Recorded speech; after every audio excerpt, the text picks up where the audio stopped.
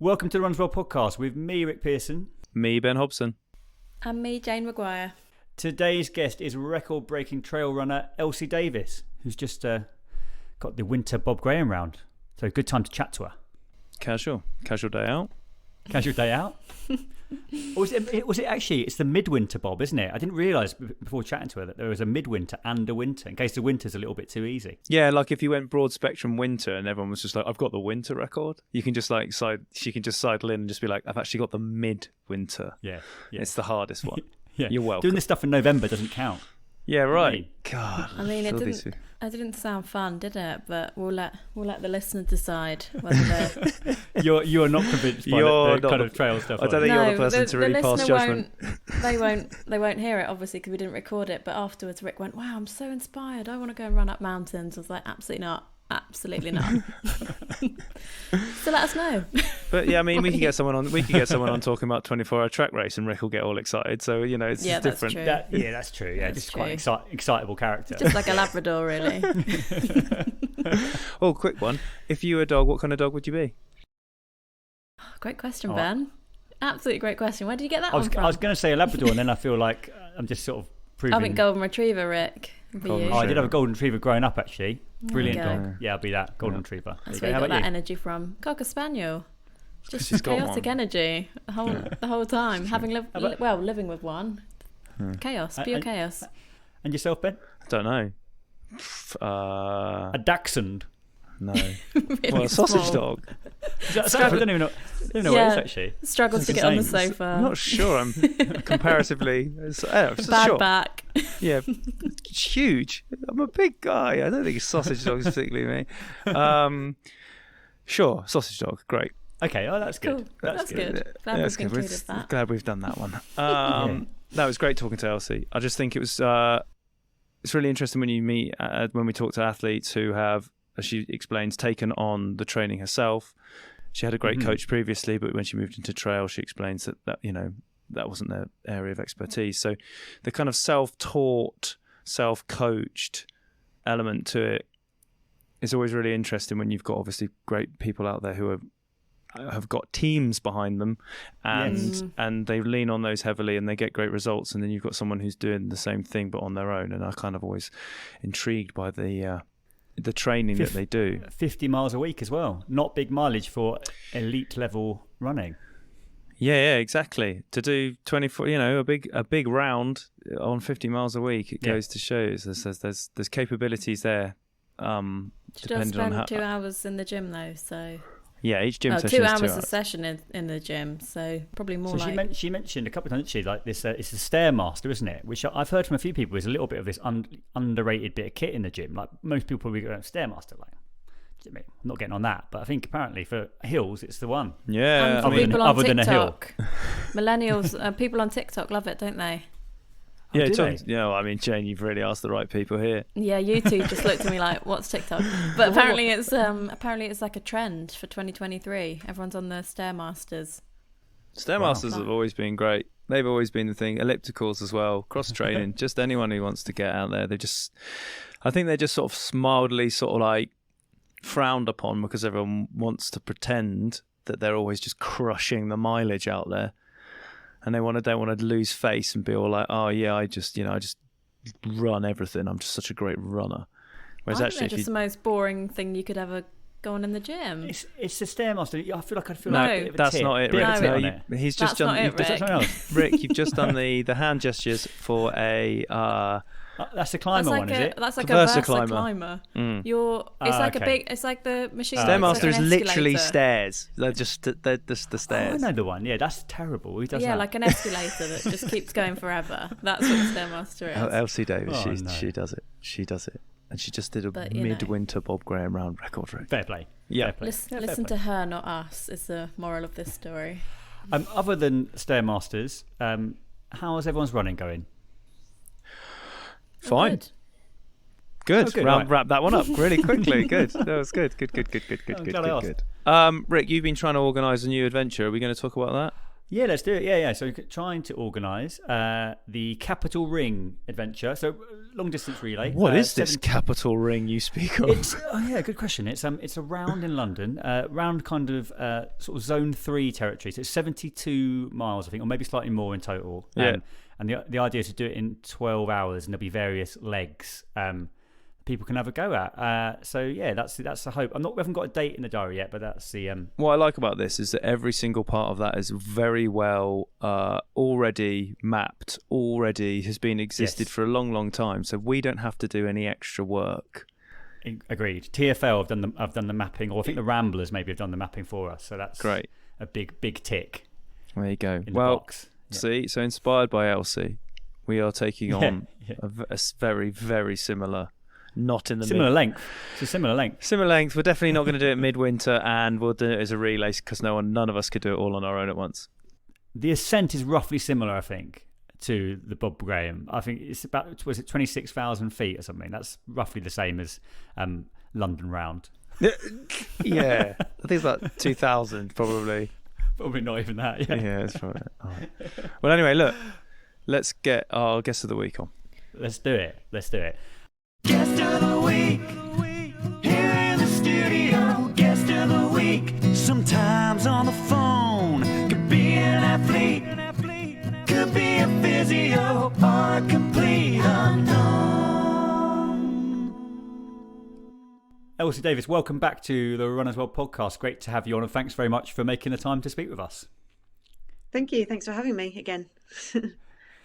You recently broke the female record for the Bob Graham Winter Round. For anyone who's sort of unaware of what that means, what exactly is a Bob Graham Winter Round?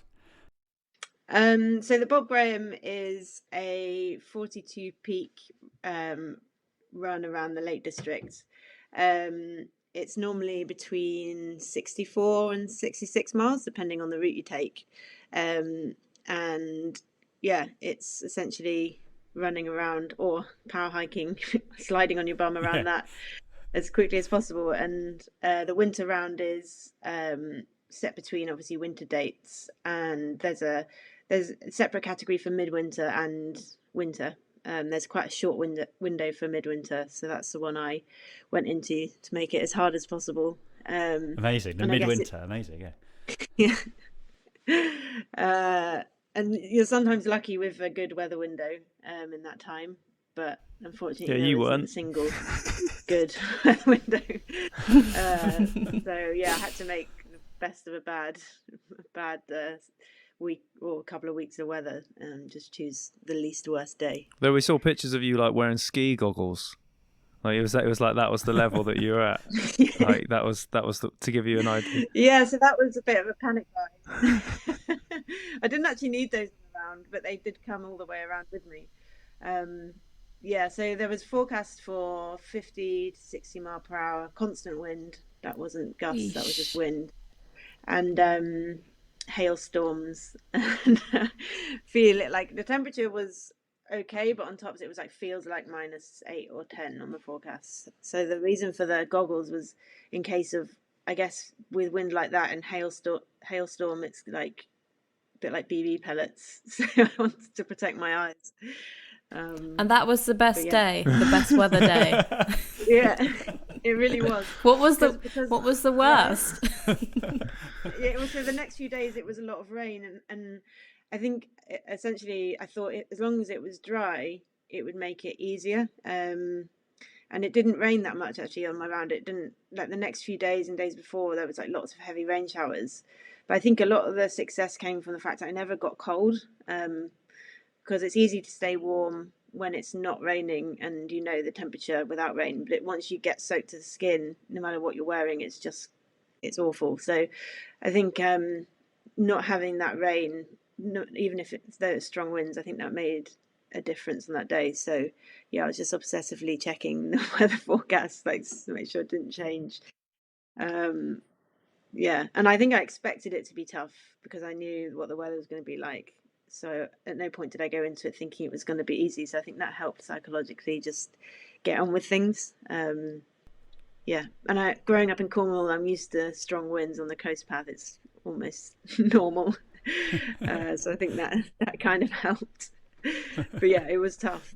The last time we spoke to you was around COVID times, and you were super fit, just about to do London Marathon, and then obviously lockdown rolled in and the race was cancelled, and you were working on wards. How, just, a brief summary of the last 3 years, how have you gone from that sort of time through now to running big ultras? Yeah. So this was my first ultra. I'd never run more than half of that distance or elevation in one run before. So that was another anxiety going into it. But I didn't really have time to think about that because I was worrying so much about the weather and other things. So yeah, when I spoke to you 3 years ago, I was mostly road running. But I guess in lockdown, I lived near the Peak District, so I did like a lot more running on trails. And because it was pointless chasing times and stuff, I got more enjoyment from doing that. And I think I naturally just fell into it a little bit, and then did a few trail races, and did one in Switzerland in particular, and just fell in love with it and haven't looked back. Don't miss road running too much. I still do it, and I still am motivated to go and chase fast times and stuff. But I think just I've just fallen in love with the mountains and the places it takes me, and I feel happier as an athlete. I just feel like it's more suited to me.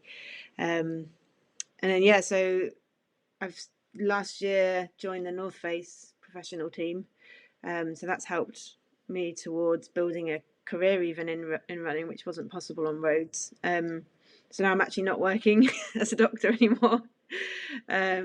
Temporarily, I'm taking a bit of a break so I can focus on traveling to races and focus on training. I'll start up back again in August. But yeah, having a professional contract has helped me be able to pursue that a bit more. And then the decision after a big season racing on the mountains was whether I try and get faster on the roads again or work on my weaknesses, which is steep hills and rocky terrain. So that's where I was like, well, I'm either going to do a road marathon and try and get under 2:30, which is what I was hoping for 3 years ago, or I just get stronger in the hills, which will help me next year, maybe more than that. So yeah, that's where the Bob Graham came in. So I decided that would be a good way to kind of encourage me to get strong on that, and motivate me to get out in all the weathers and darkness to train for it. So, and I think it's helped definitely. Yeah, it seems to. The Bob Graham it's 28. Yes, all right. I'd hope so. Although it's 28,000 feet in total, the whole round, which is the equivalent of going up and down Everest. So yeah, it was a lot of practicing on steep ascents and descents, getting your legs conditioned to that sort of battering. And a lot of it is power hiking. Like you just cannot run up some of the ascents that are there. It's quicker to hike. So a lot of it was on the Stairmaster, just to get that continuous uphill steps. So yeah, it's been fun. This is the Runner's World podcast. Was that the biggest adjustment, Elsey, then? Like going from being a very, very good road runner to being an excellent trail runner was like getting good on the hills. That was a bit that was missing. I think there's very steep stuff because it's not like running as I know it. You're using completely different muscles, and it's almost a completely different sport from that perspective. And it took me a long time to get used to running up stuff that's like 50% a gradient, and I was always trying to run up it, and I was told in the training for the Bob Graham with a friend I went looking at the route on, he sort of told me you can't try and run up these things, you'll just burn out of energy and it's really inefficient. But yeah, I think that's been the biggest thing that I've had to work on, and I've had a lot of help from other trail runners and just learning as I go along and just throwing yourself into like races where you know that you're not going to be strong on, but you know that you'll learn a lot and get stronger from it. And I think as the mountain season went on last year, I just got stronger and stronger, just through racing on it and getting the experience. And then my friend John Alban, who's also a North Face athlete, he's given me a lot of good advice. He's got an app actually that has loads of useful stuff, and I actually use that a lot to guide my training. So that involves kind of like drills that you use to get up the steep stuff faster, and it's something that he, I think, learned from Kilian Jornet. So it's like a technique where you do something called fast feet and then bounding. So you do like a minute of running up a really steep gradient, like a minute of like just moving your feet as fast as possible, not trying to get far up the hill, but just sort of treating the ground as lava, and then switching from that to bounding. So kind of, it doesn't have to be fast bounding, kind of slow bounding up the hill, and so that helps increase your cadence going uphill, and then also gets you good at changing kind of your stride when you come to like rockier sections or the change in terrain. And yeah, kind of that's probably the newest thing I incorporated into my training, and I do think it has helped. Yeah. I think quite a few people have started using it, so it's not a secret. It's on his app. So. Is it publicly available app then? This. It is, yeah. I think he's just. I'm not endorsed by it or anything. It's just I actually like pay for it. And things. It's like £20 a month, and I think there's a free version he just brought out now, and you can try it for free for a week. And that's what I did. And then after trying it, I liked it. It's really flexible as well, so it incorporates a lot of cross training. It's because I do quite a lot of that, and yeah. So yeah, I think anyone looking to get into mountain running, and feeling a bit lost of where you start to change any of your training from kind of a road background. It's got loads of useful information and videos. So. Oh, that's very good. Cool. I didn't know anything about it. We'll have to get John on, have a chat about that. Me neither. Yeah. Yeah, well, he's full of information. So, he's not afraid to share it. So definitely. That's good. So at what point? Because we always see the end result. We always see that final sort of like the runner succeeding whenever these rounds take place. But like, at what point did you start planning it? How much work goes into sort of these huge undertakings? Because you finish the mountain season, but you've got you're committing to a large amount of time and effort to get these things right. Yeah, I've wanted to do the round for a while. Since I started trail running. In fact, I've always loved going to the Lake District and training there, and did one leg probably around 3 years ago as well, and I was just like intrigued by it, and I did leg one without having much practice on trails at all, and I went up Skiddaw like way faster than you should have done, and then the rest of the round I was in like such a bad way. It was like I didn't take any gels with me or anything, which then burn through so much energy on the mountains, and you need to take energy on. Whereas on the road, I'd be more efficient, so I wouldn't need that kind of thing. But yeah, I had like a hypoglycemic attack going up Blencathra. I had to lie down on the side of the mountain. Oh wow! Wow. Yeah. It's quite funny with that Skiddaw thing because it's that Frog Graham round thing I had to go at last September because Skiddaw's the first one up there, and I had no idea how high it is. It's a mountain. I thought it was going to take about half an hour to get up. It took us about 2.5 hours. It was like, oh right, it's like basically like going up Snowdon. Pretty much like Snowdon. It's like a 5 mile. It's 5 miles, isn't it? Just up, pure up. Yeah, and it's like by southeast standards, it's extremely steep the whole way. I was like, this is a day out in itself. This can't be the first thing. This is like. Going up and down Skiddaw is quite an active day out, I think. But yeah, you were training on it, right? I heard that you were going up and down it obviously multiple times as a part of that was like a training run for you. Yeah, Skiddaw was my favourite hill to to train up because it's fairly straightforward. It's quite runnable. Can't get lost. And right. Yeah, the descent is not too technical, so there's not too much chance of getting injured. But yeah, so it's 20 miles if you go up twice. So I use it as like a key session before a race to see where I'm at because I know kind of where I should be on that hill because I've used it so much. But yeah, you get walkers. It like blows their mind the first time you go past it. You're running up it, and then when you go past them again, going up it again. At that point, you're just taking the piss, aren't you? I mean, really, honestly.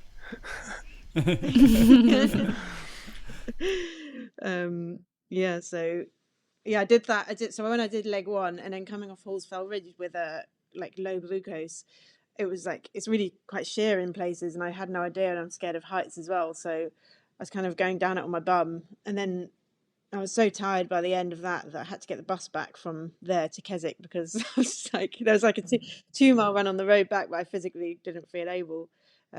So it was a bit of an eye opener to see that, yeah, it's like just one leg of the Bob Graham is enough to put, and at that point I was in really good shape. I was in like 33-minute 10K shape because I think I'd done a 10K the week before. But it's enough to bring you to your knees if you're not used to that terrain and that elevation. So yeah, it intrigued me to see if it was possible to get For good sure. at that. So And was it you is. from doing that first sort of effort? Was it then 3 years really in the making to leading up to the challenge? Sporadically, sort of dipping back into it. I thought I'd probably do it as a retirement thing. I didn't think it was something I could realistically do.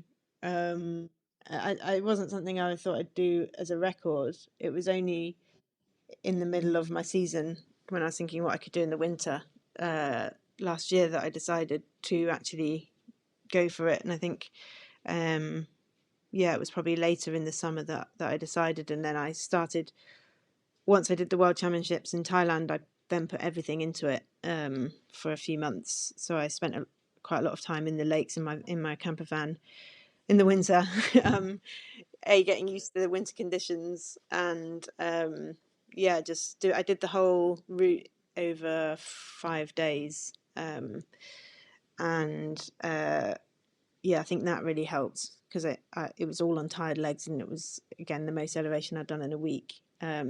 Just got to know the route. I probably did each leg about 2 or 3 times individually before the round. Even though we have kind of pacers who show you the way, I think it's nice to get to grips with it on your own and have confidence that you can navigate it on your own if you need to. So yeah, it was after the World Champs. It was very much going out to the Lake District, and then a lot of stairmaster, a lot of leg strengthening and conditioning on descents. So I'm a runner who actively avoids hills in my life, and from everything you've said, this does not sound fun. I mean, you're scared of heights. You had to get a bus down. This all just sounds so traumatic to me. But you have really found joy, it sounds like, in this kind of running. Do you think you'll go back to roads, or is this it now? Is this what you love? I don't think I'll ever go back to roads purely. I'll probably run on road because some of the best mountain runners in the world are incredibly fast runners as well. So you need to have road speed. So like there's Nyenki Brinkman, who's one of the best mountain runners, and she's got like a 2:26 marathon or something. So you have to be fast and strong. So I think I would, and I still do enjoy running on the roads, and I do like one road session every few weeks still. But yeah, I've definitely fallen in love with the mountain running scene and just the people and the places. And do you think it is removing that like time? Like everyone knows what a good marathon time is, but I couldn't tell you what a good time is to climb this mountain. Do you know what I mean? Is it removing that pressure and that time element that's helped you love it more? Yeah, I think so. Yeah, because I think I'd been running on roads quite a while and chasing times. You started to feel the pressure even in training. Yeah. You have a bad session and you don't hit the times you're meant to, you go away feeling a bit down, whereas you don't really notice that in the mountains. You feel if you feel a bit off, but you don't like put pressure on yourself to do it in X amount of time. So yeah, I like the break from that pressure, definitely. But on the flip of that, does 2:30 still sit there as a sort of something that you would want to chase? Yeah. Definitely. I don't think I'll be going for a Ramsey round or anything next winter, so we'll just space, because I think not Valencia, Seville's a good winter marathon to try and go for that. So that was my B plan. So maybe that'll be next winter's goal.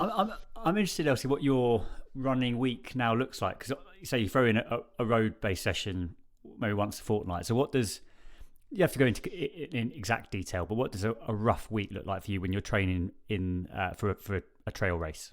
Yeah, so it varies, and I'm now self-coached since running on trails, so I can be flexible with it. And like I said, I use the Albin app to give me some guidance, but again, that's a very flexible thing, and you can add your own stuff in. So a lot of it is kind of, so it depends what kind of phase I am in the build up. So now, in coming off the back of Bob Graham and early in the season, I'll be like on a base building phase. So it'll be lots of kind of steady running, lots of tempo running, and that'll be flat and hilly, and lots of strengthening. So I use the gym twice a week for like leg strengthening and things like that, and then a one core session a week. And I won't do anything too hectic in the base building phase, because I don't need to be sharp for races, and it has a higher kind of injury risk.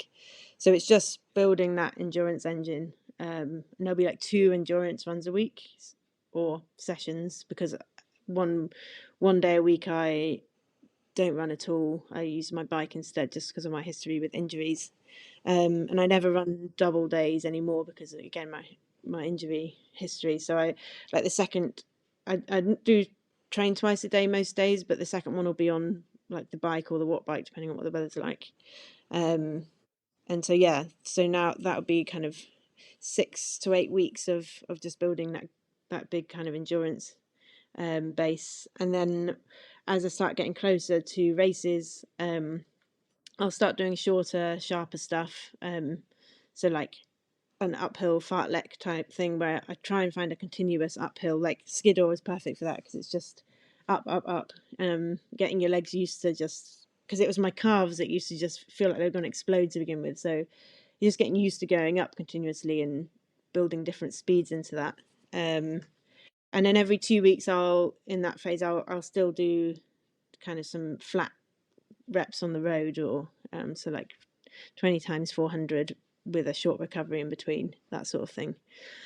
And then that's where the leg conditioning stuff comes in, the closer I get to races. So that's the fast feet and bounding type sessions, and then start to build in kind of race specific sessions. So that would be within my long run, where I'll do perhaps 90 minutes at race pace on similar terrain. So I'll do like 90 minutes easy or steady, and then I'll do 90 minutes at race pace, practicing nutrition, things like that, which I call more of like a race specific session.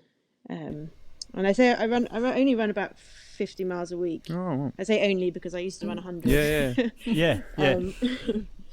So yeah, and a lot of it is supplemented with cross training, and I think that's been a key for me the last few years of not getting injured barely at all, is just reacting to how your body feels. Because I'm now coaching myself, I'm able to just realize when I'm not feeling good, and I like back off the next day and I readjust my plan because I set it, so it makes it easier. Whereas if previously, when someone else set my plan, I was kind of felt I had to stick to it, and even if I didn't feel good, I was quite bad at backing off when I should have done. Yeah.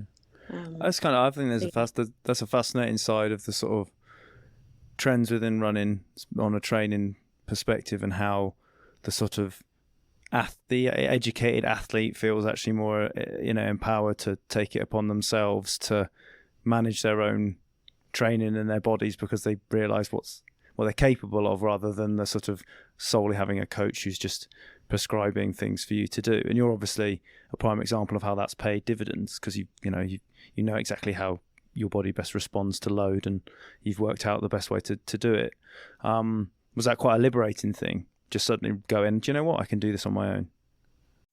Yeah, and I think it kind of gives me the responsibility as well. It's like, it's my fault if things go wrong, and it's entirely my responsibility. So I think that has helped me take take notice of what the benefit of each session is and why I'm doing it, like thinking about the why, rather than just blindly going along with something. But having said that, I can only do that because of the tools that my old coaches, particularly my last coach, Helen Clitheroe, gave me. And obviously, as soon as I went to mountain running, it was completely out of her area of expertise. She's a steeplechase.